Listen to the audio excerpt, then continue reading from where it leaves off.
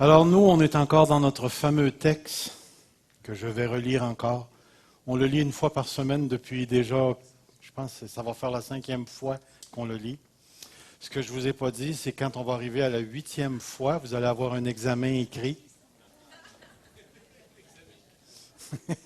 Savoir si vous êtes capable d'écrire le texte devant vous. Mais lisons-le encore, parce que je le redis encore, c'est un des textes qui nous remplit, qui nous nourrit, car la grâce de Dieu, source de salut pour tous les hommes, a été manifestée. Elle nous enseigne à renoncer à l'impiété, aux convoitises mondaines et à vivre dans le siècle présent selon la sagesse, la justice et la piété, en attendant la bienheureuse espérance et la manifestation de la gloire du grand Dieu et de notre Seigneur Jésus-Christ, qui s'est donné lui-même pour nous, afin de nous arracher de toute iniquité, de se faire un peuple qui lui appartienne purifié par lui et zélé pour les bonnes œuvres. On n'aura pas encore le temps de terminer le texte, mais je vous reviendrai quand ça sera encore à mon tour à prêcher. Je vous ramènerai à ce texte parce qu'après ce qu'on va voir ce matin, il y a des vérités extraordinaires qui sont encore inscrites à l'intérieur de ce texte que j'aimerais vous exposer. À venir jusqu'ici, vous avez vu à quel point la grâce, la saine doctrine et les comportements exigés travaillent ensemble. On a vu également une description de la grâce à venir jusqu'ici. On a vu le langage de l'épiphanie, comment la grâce de Dieu s'est manifestée. Et on a vu que le premier enseignement qu'elle nous donne, c'est le renoncement. Et que le renoncement consistait à dire non. Tout simplement, à dire non à quelque chose de très, très, très présent, c'est-à-dire l'impiété et les désirs mondains. Et ce que je vous ai dit la semaine passée, c'est que l'impiété et les désirs mondains représentent la philosophie de vie qu'il est impossible de ne pas avoir si nous n'avons pas Jésus-Christ. Tous ceux qui sont en dehors de Jésus-Christ vivent selon l'impiété et les désirs mondains. C'est une impossibilité, c'est rattaché à la nature même du péché et les structures dans lesquelles la société se construit au niveau des valeurs. Alors, renoncer, c'est un des enseignements très, très, très importants. Je ne sais pas s'il y en a ce matin qui ont déjà fait l'expérience du renoncement, mais tout au long de notre vie chrétienne, au fur et à mesure que nous allons entrer et pénétrer dans l'intimité avec le Seigneur Jésus, nous serons appelés à renoncer à certaines choses. Et ce renoncement-là, c'est définitivement des choses que Dieu n'approuve pas.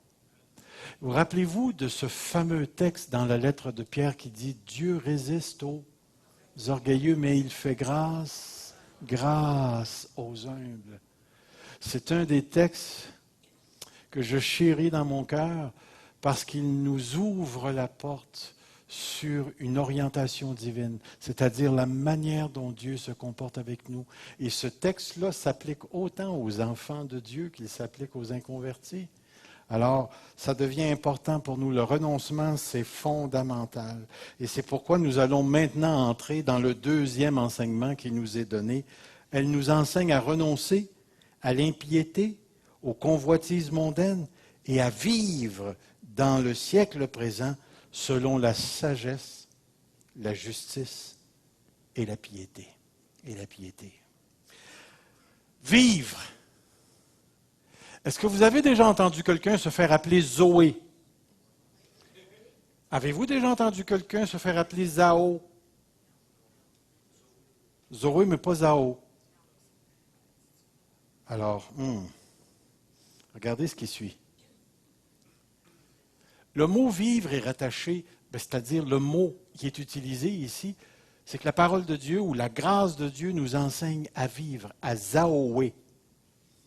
C'est-à-dire, le mot peut s'appliquer à ce qu'on appelle la vie naturelle, les organes, le rein, le cœur et tout ce qui nous est nécessaire pour se maintenir en vie. Quelquefois, le mot « vie » ou « vivre » est attaché à des objets. On l'a vu, la parole vivante, le sacrifice vivant dans Romains chapitre 12. Mais lorsque nous arrivons au cœur même de ce que le mot signifie, nous avons ici la vie qui est directement rattachée à la personne du Saint-Esprit, et cette vie particulière s'incarne dans une conduite qui dévoile la présence de cette vie dans ma vie. Wow! La présence de cette vie dans ma vie, dans ma personne. Et c'est pour ça que j'arrive ici. J'aimerais vous définir ceci. Le mot Zao, vivre, décrit cette vie véritable dans l'esprit, qui est l'œuvre, c'est-à-dire cette vie véritable dans l'esprit est à l'œuvre dans les possibilités concrètes de cette existence. Elle est nulle autre chose que la libération de la mort et de son mode de manifestation. Regardez bien, soulignez bien cette phrase. La mort et son mode de manifestation. Vous savez comme moi que la mort, ce n'est pas simplement la cessation du corps physique. Je ne sais pas si vous allez aller au resto, au Tim Hortons, après. Mais lorsque vous allez commander et que la personne va vous demander si vous voulez avoir un Big Mac, non, vous n'aurez pas ça au Tim Hortons. Qu'est-ce qu'il y a au Tim Hortons? Ah, les Tim Matin. Oui. Vous allez commander un Tim Matin. Rappelez-vous que la personne qui vous sert est dans la mort. Cette personne-là va vous sourire. Elle va vous demander ce que vous voulez. Elle va même vous préparer votre nourriture. Mais elle est dans la mort. Elle est dans la mort. À un certain moment donné, je me suis rendu chez Tim, littéralement, pour aller manger un trio. Thé vert, Tim Matin, patates.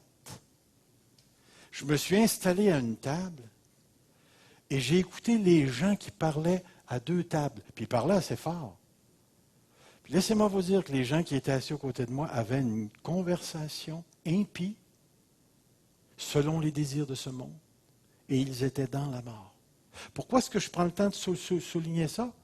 Parce que lorsque la parole de Dieu nous dit vivre, ce que j'aimerais que vous puissiez voir, c'est que tu ne peux pas vivre à moins de comprendre que le vivre dont on parle ici, c'est un sortir de la mort. Et c'est pourquoi ici, lorsque l'apôtre dit « Elle nous enseigne à vivre », elle n'enseignera jamais ça à un inconverti. Elle n'enseignera jamais ça à une personne qui n'est pas née de nouveau. Elle n'enseignera jamais ça à quelqu'un qui est dans la rébellion contre Dieu, qui est sous l'autorité du diable. Vous rappelez-vous du texte dans Éphésiens 2? Comment est-ce qu'il dit ça, Éphésiens 2, 1? Nous marchions dans nos péchés, ceux qui sont selon le prince de la puissance de l'air, selon l'esprit qui agit maintenant dans les fils de la rébellion. Jamais la grâce enseignera ce type de vivre à des gens qui sont dans la rébellion contre Dieu.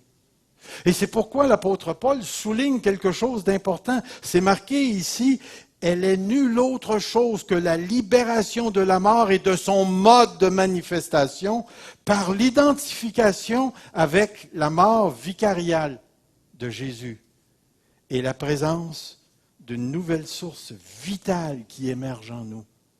Le mot vicarial, d'où vient notre mot vicaire, celui qui intercède. Ce qu'il est en train de dire, cet homme ici, là, c'est que d'un côté, tu as la mort qui va se manifester. Et tu ne sors pas de cette condition-là à moins d'avoir une sorte de relation avec la personne du Seigneur Jésus. Et la relation que tu as avec la personne du Seigneur Jésus engendre à l'intérieur de toi la vie dont la grâce seule est la source. Et cette vie-là s'incarne dans une manière de vivre, une manière de se manifester. Regardez certains textes que je place devant vous. J'ai été crucifié avec Christ.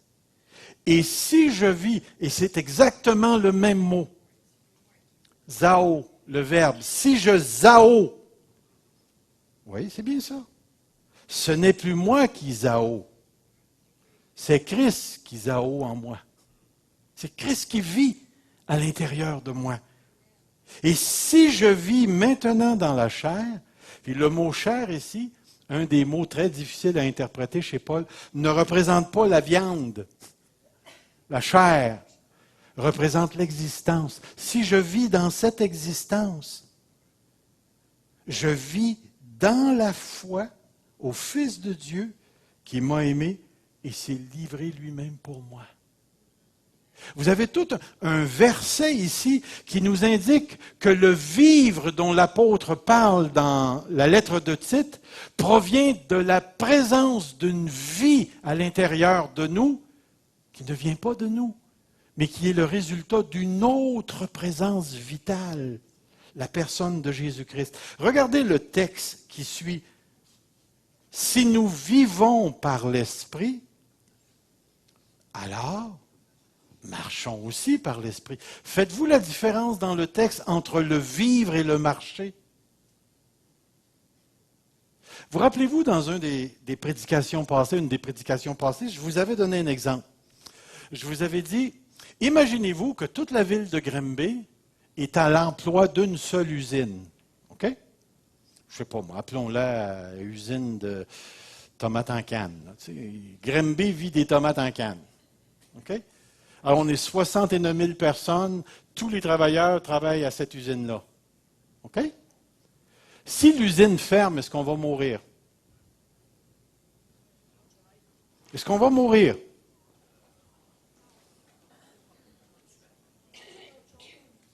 Comment tu dis? On va aller faire d'autres choses? On va manger d'autres choses? On va tout aller en Alberta travailler pour l'essence. Mais si je t'enlève ton air, vas-tu mourir? Es-tu en train de me dire que vivre de la compagnie puis vivre de l'air, ce n'est pas la même chose? Quand il dit « nous vivons par l'Esprit », est-ce qu'il réfère à la compagnie ou il réfère à l'air? Savez-vous ce que le texte est en train de nous dire? C'est qu'entre moi et le Saint-Esprit, il y a un cordon ombilical qui est directement connecté à l'Esprit. Et ce cordon-là me garde en vie. Si le cordon se coupe, je n'existe plus. Et c'est ça qui est important à saisir. Le vivre dont on parle ici, ce n'est pas premièrement la manière de vivre, mais dans le texte, on parle du résultat qui est arrivé de la croix en Jésus-Christ. Le jour où tu es né de nouveau, où tu as accepté Jésus-Christ, il y a quelque chose qui est entré en toi qui s'appelle la vie. Et c'est rattaché à la présence du Saint-Esprit, basé sur le fondement de ce que Jésus a réalisé à la croix. Et remarquez ce que je veux dire. Et du fait qu'il est sorti de la mort, qu'il est ressuscité. Ce qui veut dire qu'aujourd'hui même, si tu es en Jésus-Christ, tu es vivant. Pense à ça. Tu es vivant. Tu n'es plus dans la mort. Tu n'es plus un mort. Romains chapitre 6, le verset 11 dit « Considérez-vous comme mort au péché et comme vivant pour Dieu en Jésus-Christ. » Réalisez-vous ce matin que nous sommes vivants, que nous vivons de l'Esprit, que nous vivons sur le fondement de la mort et de la résurrection de Jésus-Christ. Et si vous prenez tout ça, ce que je viens de vous dire, vous pouvez résumer ça et tout mettre ça dans un seul mot, la grâce. C'est ça la grâce. Et c'est pourquoi lorsque la parole de Dieu nous dit « la grâce nous enseigne à vivre », elle est en train de déclarer que son enseignement est pour les vivants. Pour les vivants. Je vais vous montrer un autre texte que j'appelle le texte par excellence. Nous qui étions morts par nos fautes, nous a rendus à la vie avec Christ. Puis regardez, par grâce, c'est par grâce que vous êtes sauvés. Il nous a ressuscités ensemble et nous a fait asseoir ensemble dans les lieux célestes en Christ. Frères et sœurs, il n'y a pas de texte plus clair qui te dit qu'aujourd'hui tu es vivant. Oui, mais si je suis vivant, comment ça se fait que j'ai de l'air d'un mort quand je me regarde dans le miroir? fie-toi pas à ce que tu vois.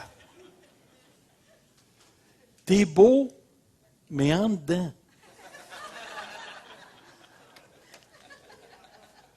Parce qu'en dedans, ça l'a déjà passé par la résurrection.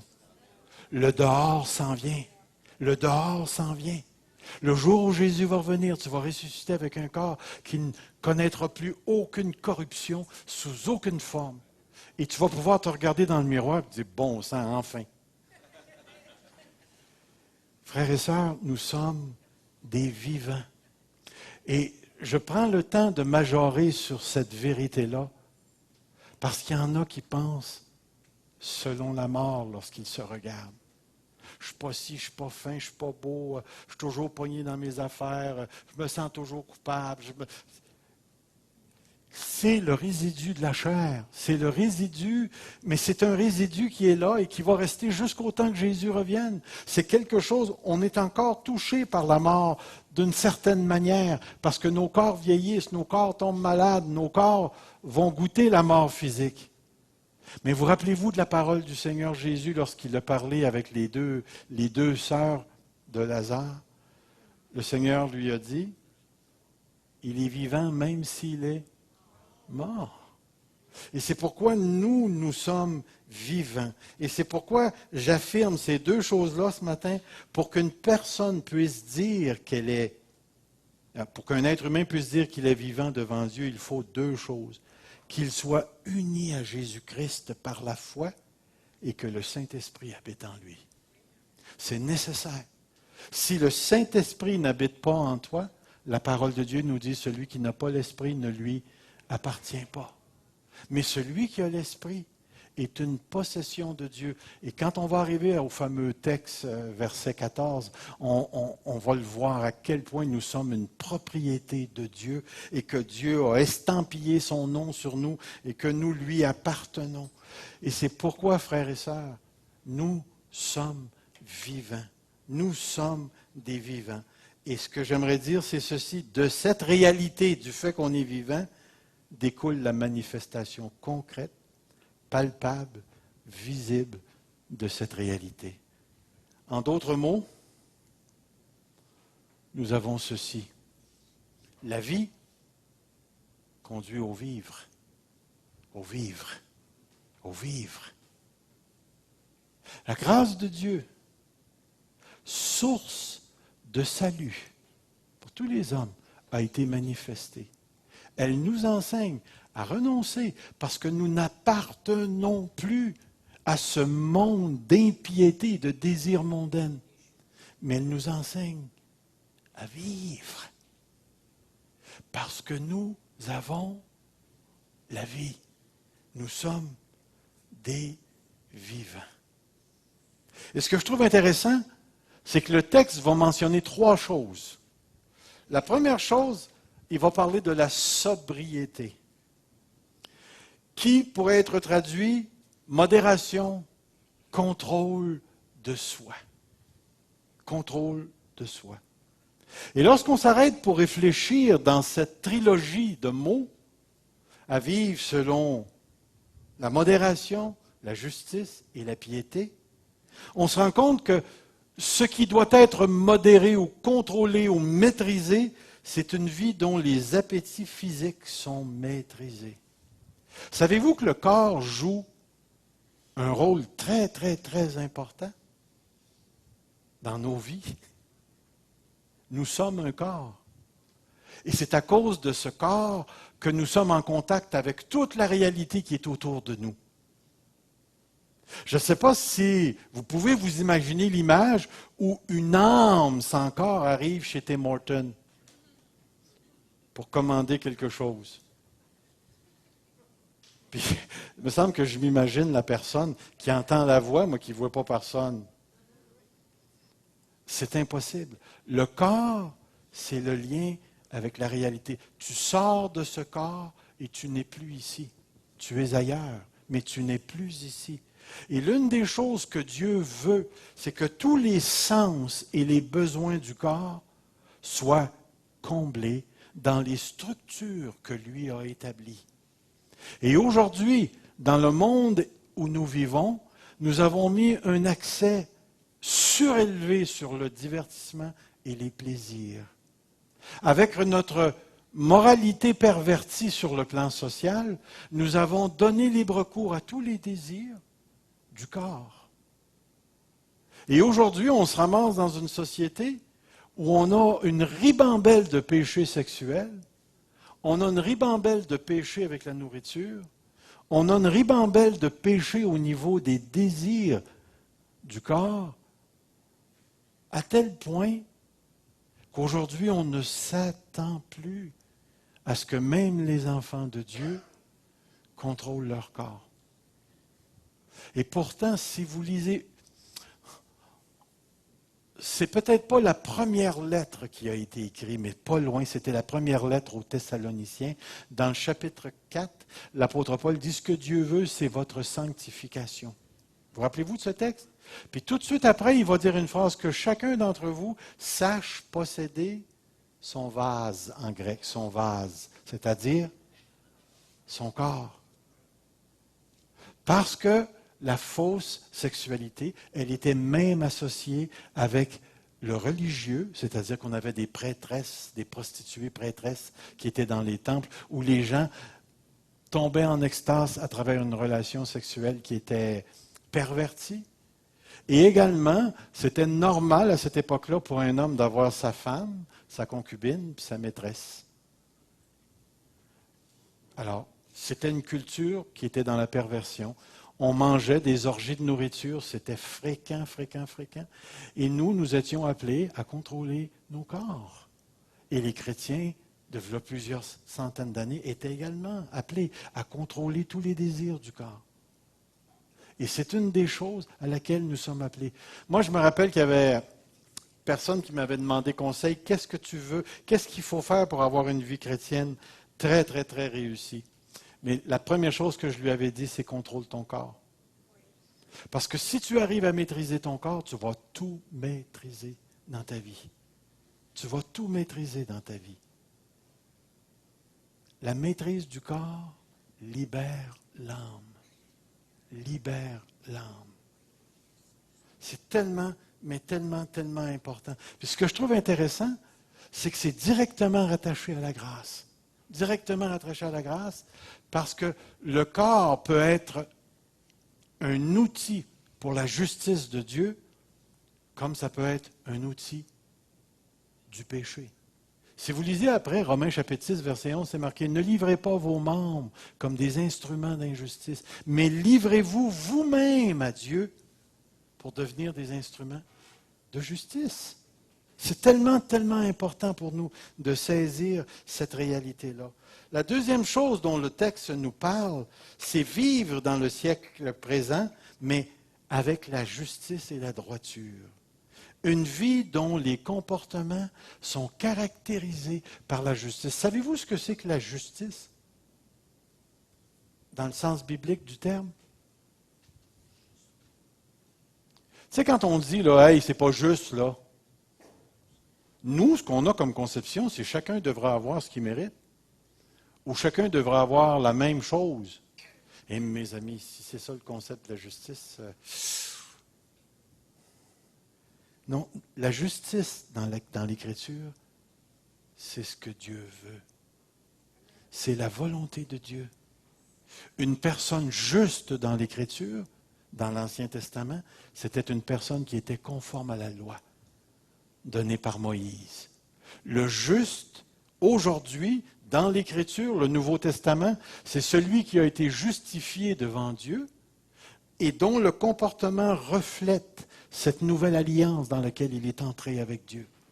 Donc la justice, c'est faire la volonté de Dieu. Un juste, c'est celui qui fait ce que Dieu demande. Donc, ce que la grâce de Dieu qui nous a sortis de la mort, du péché, de la chair, ce qu'elle nous enseigne, c'est à prendre possession de tous les appétits de nos corps, de toutes les possibilités du corps, de les contrôler, de les maîtriser, et en même temps, elle nous enseigne à vivre selon un barème tout à fait particulier qui s'appelle la volonté de Dieu, la révélation de Dieu. C'est pourquoi, frères et sœurs, c'est super important de connaître la parole de Dieu. De connaître la parole de Dieu. Aujourd'hui, nous sommes exposés à toutes sortes de choses que les chrétiens des premiers temps ne rencontraient pas. Juste pour vous donner un exemple, est-ce que c'est correct de débrancher quelqu'un qui n'a plus d'activité cérébrale? Ils n'ont jamais eu à se poser cette question-là dans le Nouveau Testament. La technologie n'existe pas. Est-ce que c'est correct de prendre des pilules? Parce qu'il y a des chrétiens qui m'ont dit que je n'avais pas de foi parce que je prenais des pilules pour le diabète. Puis eux autres avaient des lunettes. Fait que moi, je me suis demandé, c'est correct de porter des lunettes?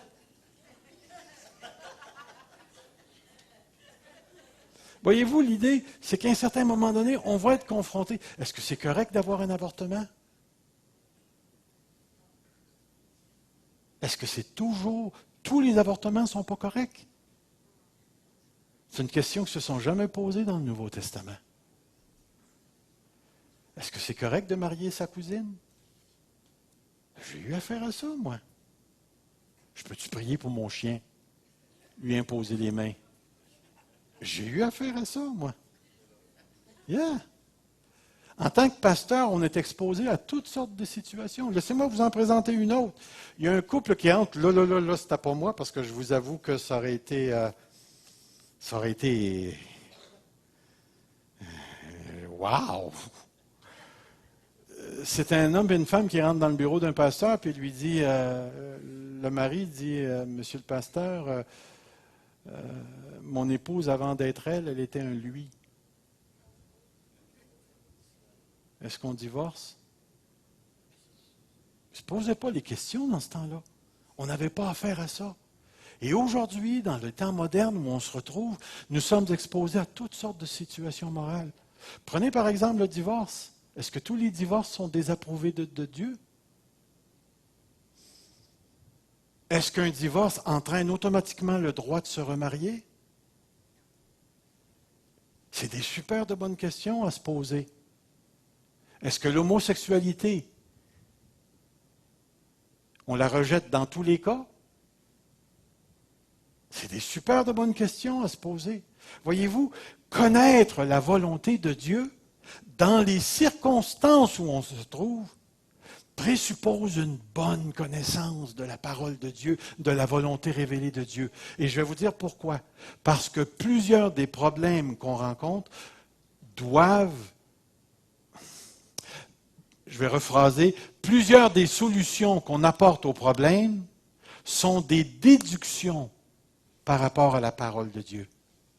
Comprenez ce que je suis en train de dire. Vous avez la parole de Dieu qui affirme le principe général, et vous avez ensuite la déduction qu'on en tire pour l'appliquer à nos circonstances. Et si quelqu'un ne connaît pas beaucoup la parole de Dieu, les déductions qu'il va déduire, qu'il va aller tirer de sa pauvre connaissance, vont entraîner des réponses qui peuvent entraîner des conséquences extrêmement négatives. Je me rappelle d'une histoire où il y a un frère qui est venu me voir et puis il se cherchait un pasteur pour approuver son divorce. J'étais le 6e qui avait passé. Il y en a eu un 7e après moi puis un 8e après moi. Parce que lorsqu'il nous exposait les circonstances, c'était tout à fait évident que ce gars-là voulait, c'était sortir de cette relation-là. Il n'y avait aucune intention de rétablir, puis il n'y avait aucune raison de vouloir divorcer. Parce que son épouse était bien correcte, bien gentille, mais lui était tombé en amour avec une autre, puis là, il voulait rester dans l'Église, puis blablabla, blablabla, puis Dieu m'a montré, puis Dieu... Ouais. On va aller voir la volonté de Dieu. Marcher selon la justice, c'est marcher selon ce que Dieu veut. Ah, je vous pose la question en tant que parent, parce que vous allez avoir à débattre ça, surtout les jeunes parents, avec les enfants qui vieillissent plus vieux, qui se marient beaucoup plus tard. Est-ce que la masturbation, c'est correct ou pas? Je me suis fait poser cette question-là, il n'y a pas longtemps. Tu réponds quoi? Attends, je vais...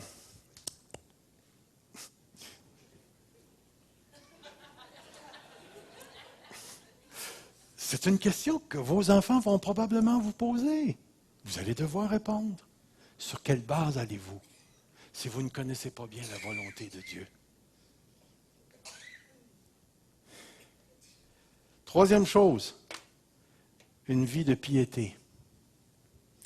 La vie, j'ai marqué plus bas, une vie dont la connaissance de Dieu se manifeste de manière observable. De manière observable.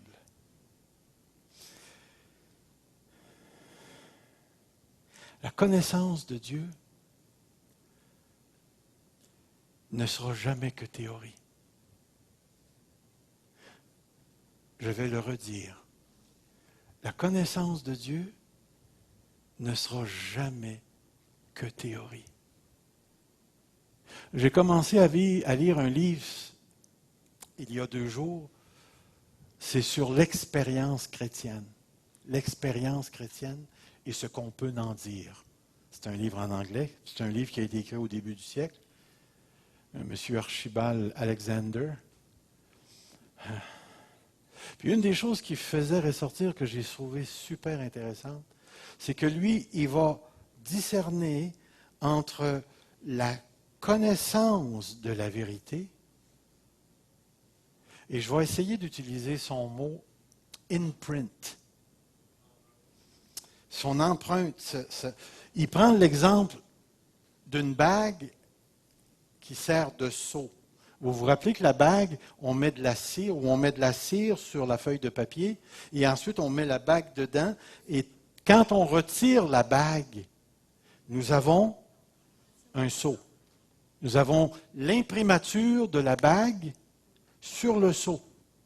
Alors, lui, ce qu'il disait, c'est que la bague représente la connaissance de la vérité. Et lorsque la connaissance de la vérité vient en contact avec la cire et que tu retires, la vérité va laisser son impression, son imprimature sur la bague. Alors, ce que lui disait, c'est que c'est une chose que de connaître la vérité, et c'est une autre chose que de vivre l'impression, l'imprimature de cette vérité-là sur l'âme. Et une des choses que j'ai trouvé intéressant dans le développement de sa pensée, c'est qu'il disait, admettons que dans ton sceau, tu as une demi-vérité, ou tu as une vérité que tu ne comprends pas, ou que tu t'es permis d'interpréter l'Écriture en faveur d'une passion que tu as. Et que là, tu vas arriver et que tu vas imprimer ça sur le cœur. Qu'est-ce qui va se passer quand on va retirer la bague? On va retirer la vérité. Mais tu vas avoir l'imprimature de la défectuosité de la vérité que tu ne comprends pas. Imprimée sur ton âme. Et lui, ce qu'il disait, c'est qu'une fois que c'est imprimé, si la bague est défectueuse, tu vas avoir ce que tu as imprimé. Alors, tu vas commencer à vivre selon l'imprimature de ce que tu as sur la bague. Un exemple bien simple. Lorsque j'étais pasteur à Sainte-Catherine, en Ontario, il y avait un groupe de personnes là-bas où les femmes n'avaient pas le droit de porter des pantalons. Pantalons. Imaginez-vous quand ils ont vu ma femme. Puis que moi, en tant que pasteur, je la laissais porter des pantalons. Hey, ce gars-là, il est dans fausse doctrine par-dessus sa tête. J'aurais dû dire à ma femme, hey, remonte tes culottes, vite, tes bords de culottes, pour pas que ça paraisse trop. Pas du tout. Je m'en vais me faire couper les cheveux chez un barbier à Sainte-Catherine. Il y avait 9 diplômes sur son chose. Puis chacun des diplômes représentait un don qu'il avait eu avec succès. J'ai dit, tu as 9 dons? Il dit, ben oui, puis je les pratique toutes, puis hey, j'ai dit, tu es une église à toi tout seul, tu te donnes-tu ta dîme? Parce que si j'ai bien compris dans l'Écriture, c'est impossible qu'une personne ait tous les dons parce qu'on est un corps et que Dieu distribue les dons comme il le veut. Mais lui, il avait la preuve, il y avait des diplômes sur le mur. Puis là, je me disais à moi-même, j'espère que tu ne coupes pas les cheveux selon ta théologie. Parce que je vais avoir Ce que je suis en train de vous dire, c'est tellement, mais tellement important ici. La connaissance, la vraie connaissance de Dieu qui découle de cette relation avec Dieu, mais aussi de la compréhension de la volonté de Dieu par sa parole. Puis je comprends qu'on ne pense pas toutes la même affaire. Mais nous sommes tous appelés à penser la même chose sur la sainteté. Nous sommes tous appelés à adorer Dieu. Nous sommes tous appelés à marcher dans le fruit de l'esprit, dans l'humilité. On est tous appelés à pardonner. On est tous. La vie chrétienne dans son essence. Tu sais, si quelqu'un vient me voir et qui me dit, moi, là, je ne pardonne pas parce que Dieu ne me l'a pas mis à cœur. Trouve-moi donc un verset qui me dit ça dans la Bible, à quelque part. Ou bien quelqu'un te dirait, je ne sais pas, moi, si quelqu'un te frappe sur la joue droite, qu'est-ce qu'il dit? Tends-lui l'autre. Puis là, le gars, il se met des gants de boxe, puis il dit, mais le Seigneur n'a jamais rien dit quoi faire après la deuxième joue. Écoutez, c'est pas comme ça que ça marche. Frères et sœurs, c'est tellement important. La connaissance de la vérité vient par la fréquentation de la parole et de la relation avec Dieu. Et c'est pourquoi cette idée de la bague et de l'imprimature, oubliez jamais, jamais, jamais qu'il y a des personnes qui vont rester dans la connaissance de la vérité, mais la vérité n'a aucun effet sur eux parce que leur cœur ne reçoit pas cette vérité-là. Il y a des chrétiens qui connaissent parfaitement la vérité de Dieu sur les sujets que Dieu leur parle, mais ça ne s'imprime pas parce que leur cœur ne se présente pas comme une cire pour recevoir la vérité. Dans ces cas-là, ce n'est pas la bague qui est le problème, c'est le cœur. C'est pour ça que la relation avec Dieu ne sera jamais le résultat d'un cours biblique. Le cours biblique va t'aider à comprendre un peu plus la vérité. La lecture de la parole de Dieu fidèle, une lecture qui ne te demande pas d'être un doctorant ou une maîtrise en théologie. La relation normale d'un chrétien avec la Bible, dans sa relation avec ses frères ou ses sœurs, où ses convictions sont brassées dépendamment des discours qu'on a dans l'Église. Et c'est nécessaire. Comprenez, la vérité, ce n'est pas un gars dans l'Église qui l'a parce qu'il a fait des études. La vérité, c'est une question communautaire. Vous avez le droit de me défier. Mais si vous le faites, watchez bien Evelyne. Non, je l'agace mon épouse, mais si vous le faites, faites-le dans la vérité. Il n'y a aucun pasteur qui est libre de réprimande. Ça n'existe pas. Nous sommes tous appelés à être repris. Nous sommes tous appelés à réaligner nos flûtes parce qu'il n'y a personne qui possède la vérité dans sa totalité. Mais nous sommes appelés à entretenir un discours en Église qui nous permet d'élaborer, de comprendre cette vérité-là. Puis remarquez bien ce que je vais dire. Élaborer pour comprendre cette vérité-là, pour la vivre. Pour la vivre. C'est tout ce qu'on a, c'est une gang d'intellos, de cerveau le dimanche matin. Et mon ami, il va faire chaud ici. Mais la parole de Dieu ne se présente jamais sous ce rapport. Et c'est pourquoi la parole de Dieu nous dit ici clairement que nous avons besoin de réaliser que la parole de Dieu nous appelle à vivre dans un corps qui est en contact avec la totalité. Deuxièmement, la parole de Dieu nous appelle à vivre dans la volonté de Dieu. Troisièmement, de vivre dans la piété. La piété qui est cette révérence qui découle du fait qu'on est encore émerveillé par Dieu parce qu'on apprend à le connaître et qui se traduit en action. Et c'est pourquoi la parole de Dieu nous appelle à vivre. Mais il y a quelque chose d'autre qu'il ne faut pas que vous manquiez. Si j'ai bien mis le texte devant nous, c'est à vivre dans le siècle présent. À vivre dans le siècle présent. Est-ce que vous comprenez la théologie de Paul ici? Ce que l'apôtre Paul est en train de nous dire? Vous savez que le siècle présent est comparé au siècle à venir.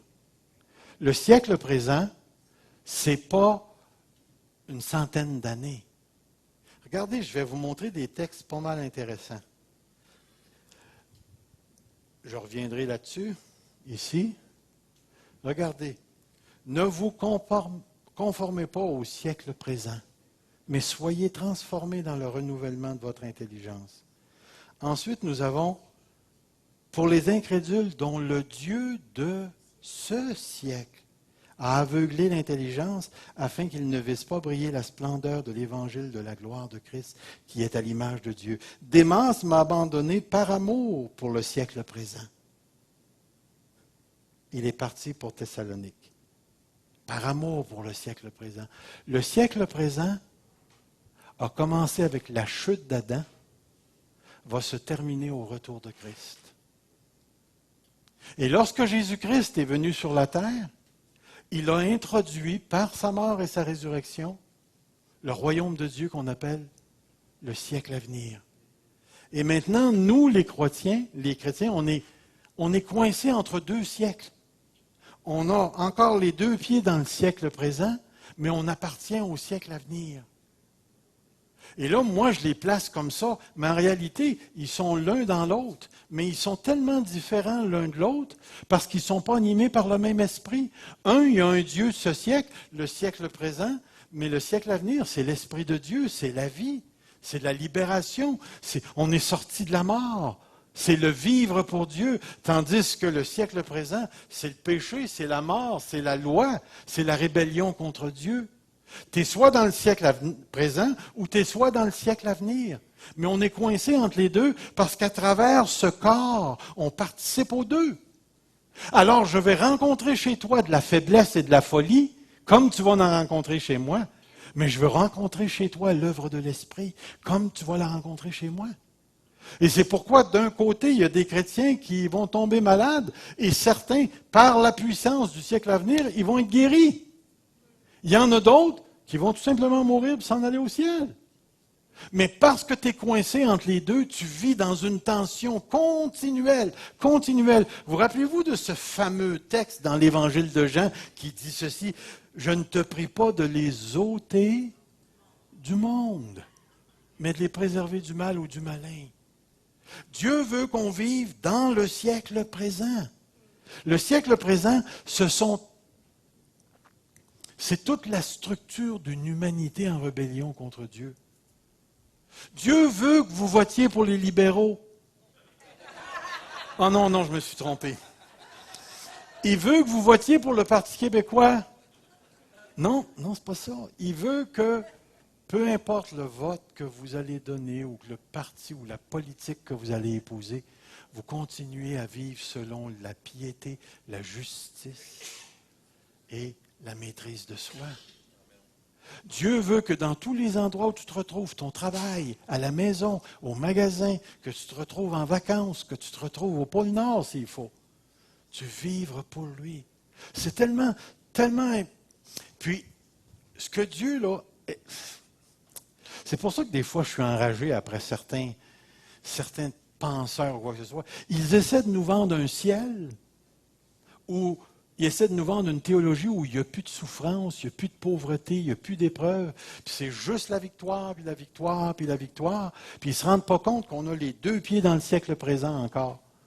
Puis que tu vas retrouver des chrétiens qui parlent les uns contre les autres.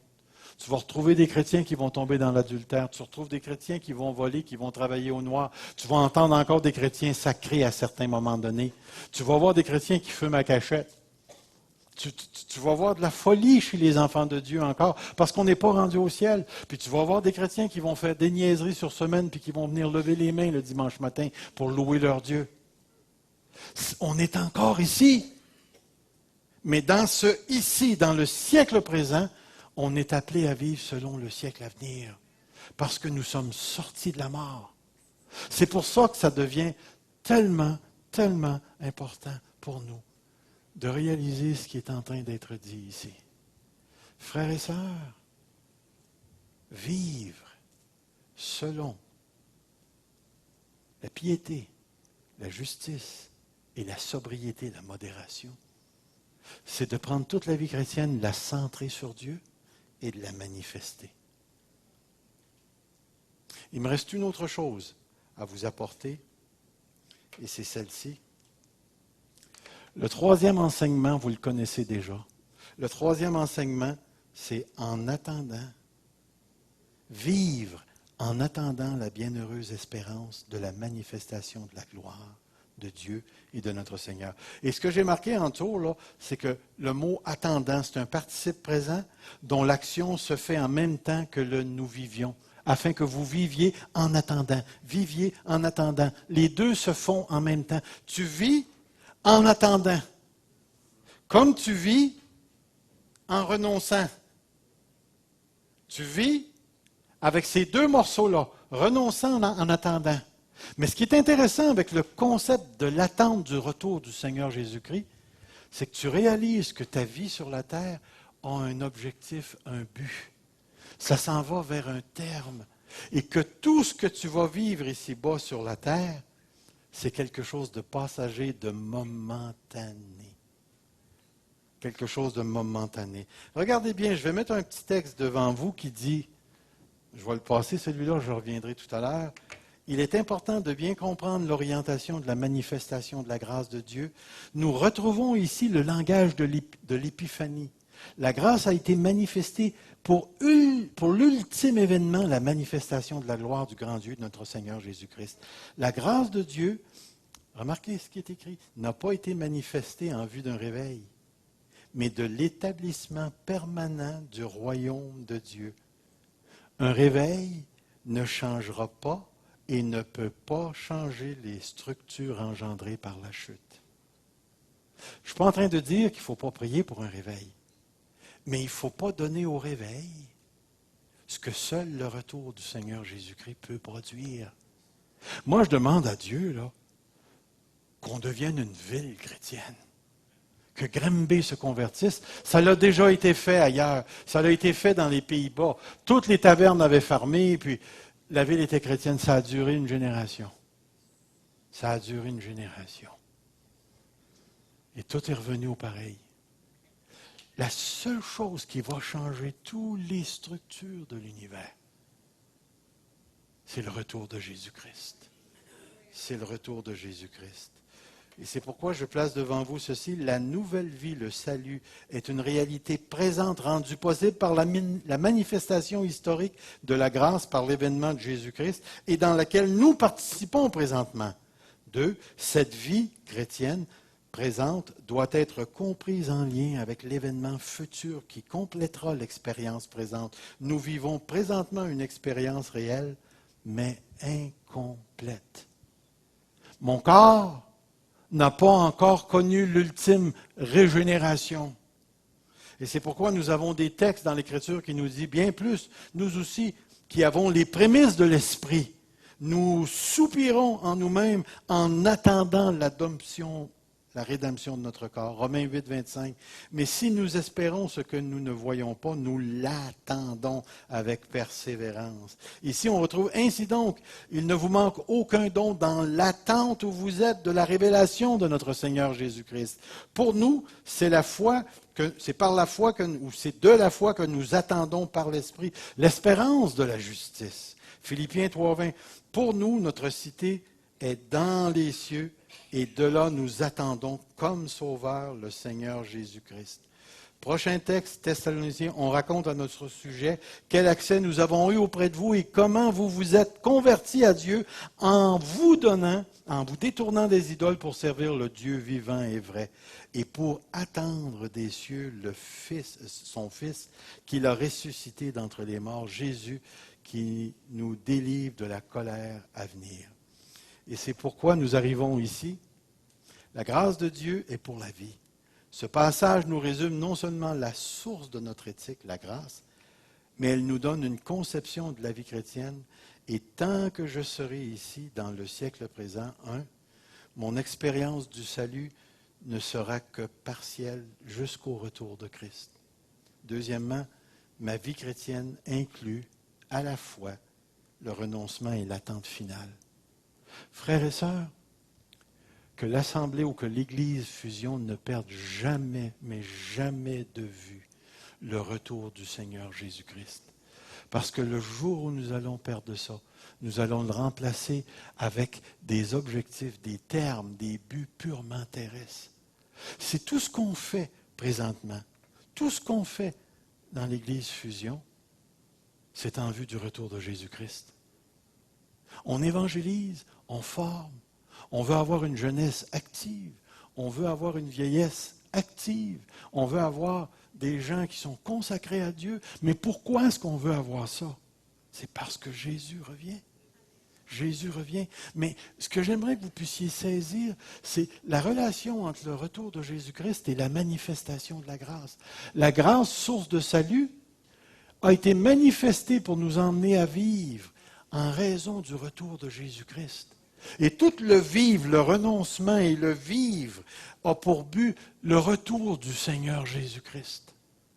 Et ce Jésus, je vous le garantis, revient.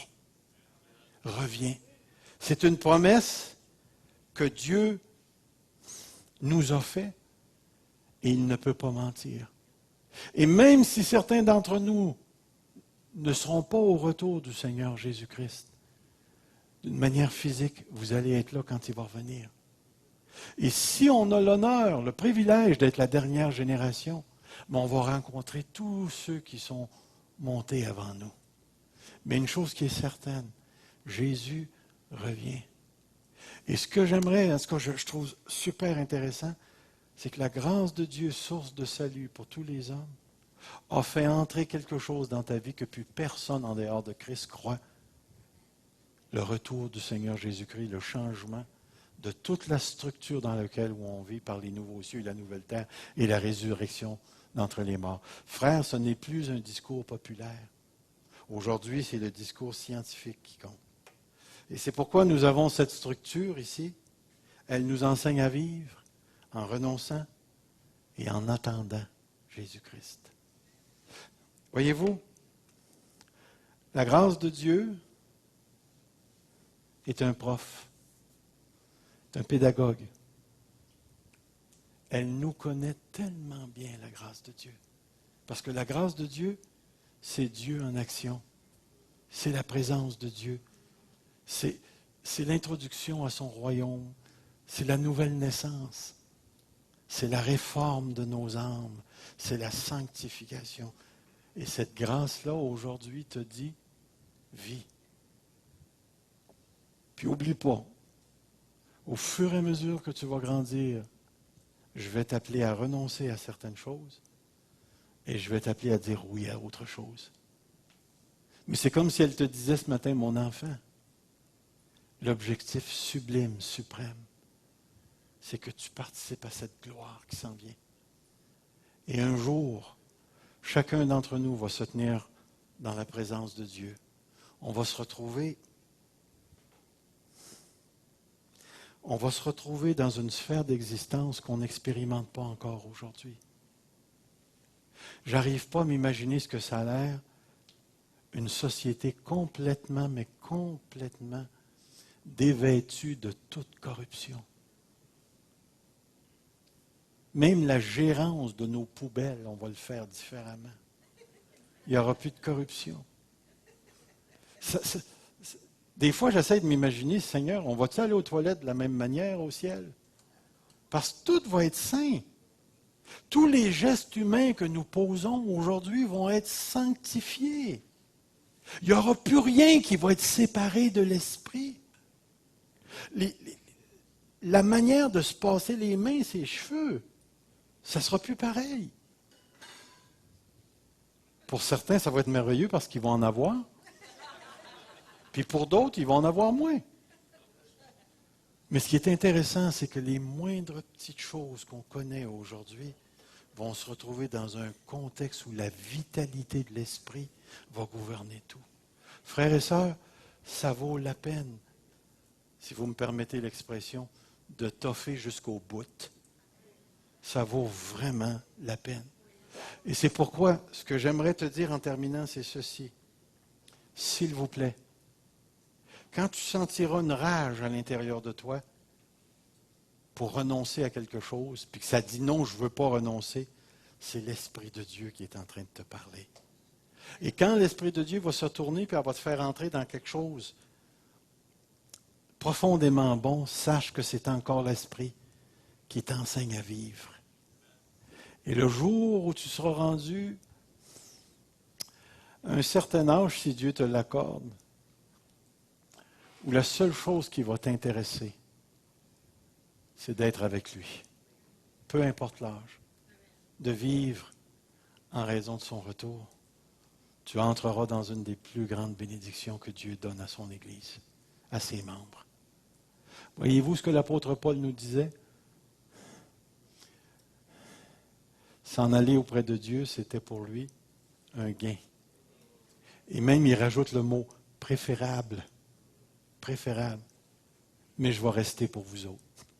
C'est ça qu'il a dit. C'est plate, là, mais je vais rester pour vous autres.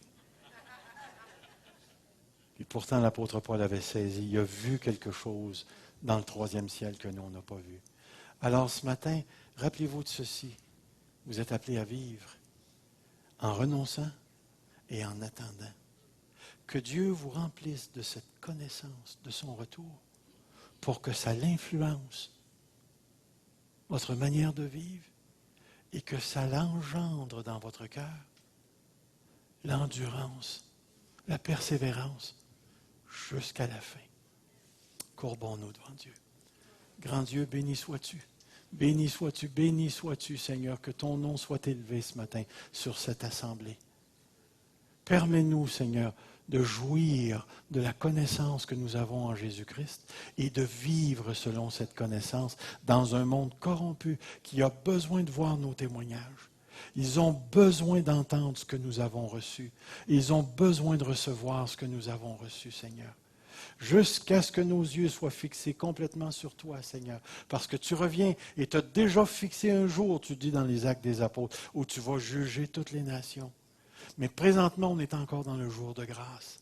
Et je te prie ce matin, Seigneur, s'il y a quelqu'un parmi nous qui ne te connaît pas comme un sauveur, un merveilleux sauveur, un Dieu tellement bon qui nous a introduits à la richesse de son salut, qui veut nous montrer la grandeur de sa bonté, introduis cette personne à Jésus-Christ.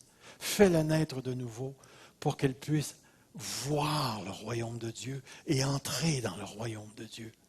Et qu'elle aussi, cette personne, puisse un jour briller dans la gloire de ton retour. Père éternel, viens faire ton œuvre et que Jésus-Christ soit glorifié. Amen. Que le Seigneur vous bénisse.